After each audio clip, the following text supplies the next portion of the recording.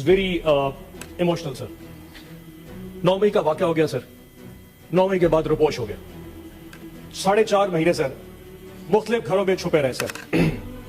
कभी किसी के घर, कभी किसी के घर, बच्चे लेके दर बदर घूमते रहे सर। जगह खत्म हो गई, गाड़ियां, नंबर प्लेटें तब्दील करनी पड़ी। मेरे बेटे ने मुझसे बाहर जाना था, छुपा के उसको एयरपोर्ट से वापस भेजा और पता नहीं क्या क्या नहीं हुआ सर। 4.5 महीने बाद अमंग ऑल माय कुलीग्स मुझे उठा लिया गया जी, लाहौर डिफेंस से।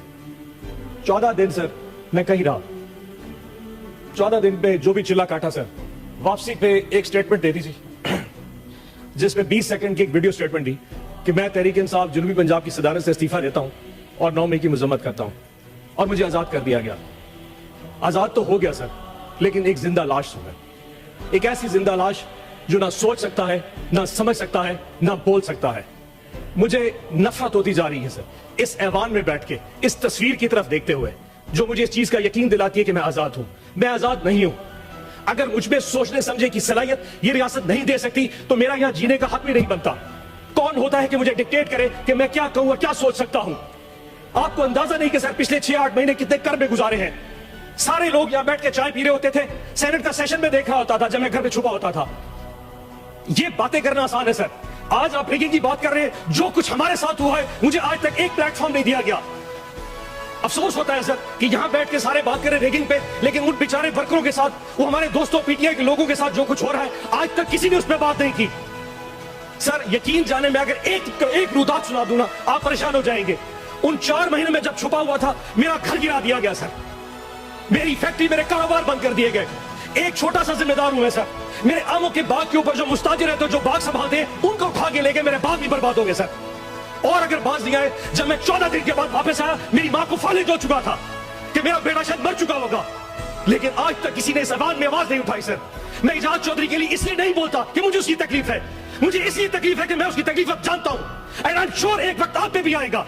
आज हम पे वक्त है, एक दिन आप लोगों पे भी वक्त आएगा। ये वक्त दूर नहीं है। डर तो बड़ा लगता है जी सर कि वापसी पे जाएंगे फिर उठा लिए जाएंगे सर, लेकिन सर अब बचे क्या है सर? वो कहते हैं सर कि अपना बाज आएंगे मोहब्बत से, जान जाएगी और क्या होगा सर। एक कैदी जो है वो मुझे ताकत देता है सर। मेरे अल्लाह के बाद एक कैदी मुझे मेरी ताकत देता है सर। वो जेल में बैठा जरूर है सर, लेकिन मुस्कुरा रहा है। इस पूरे निजाम पे मुस्कुरा रहा है।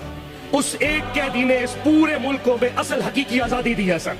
एक कैदी ने 70 साल पहले कोई आजादी नहीं थी। उस एक कैदी ने 8 फरवरी को जो भी आजादी दी है, वो इस कौम याद रखेगी उस कैदी को सर।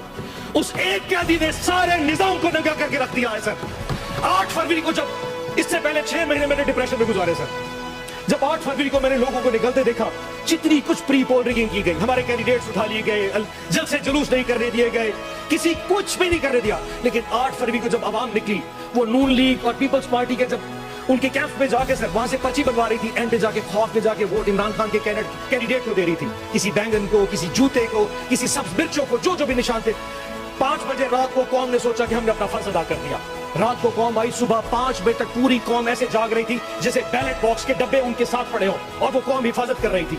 नमाज पढ़ के कौम जब सोई तो 9 बजे उठी तो फिर निजाम उल्टा था। जो सीटें हम 136-40 तक जीत चुके थे, वो वापस 100 पे आ गई, और आज वो सीटें कम होती होती 93 पे पहुंच चुकी है। ताज साहब आप तो अपनी रोते हैं सर, हमारी सुनिए कि जिन लोगों के पास फॉर्म 47 इशू हो गया, फॉर्म 45 तो प्रिजाइडिंग ऑफिसर से लिया ही नहीं गया। रिटर्निंग ऑफिसर ने बगैर फॉर्म 45 देखे फॉर्म 47 के रिजल्ट इशू कर दिए। फैसला पहले हो चुका था कि किसको किस औकात पे रखना है। हमारी औकात भी डिफाइन कर दी, लेकिन हमारी औकात से हम बाहर निकल चुके थे। फॉर्म 47 इशू कर दिए गए सर। उसके बाद कैंडिडेट्स को कहा कि अगर तुम लोगों ने नून लीग या आईपीपी जाना है तो जाओ, अगर नहीं जाओगे तो फॉर्म 47 भी चेंज कर देंगे, तुम्हें रिकाउंटिंग में हरवा देंगे।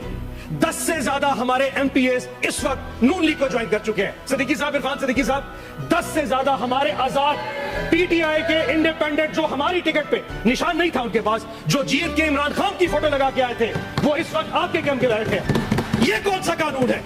ये कौन सा एथिक्स है?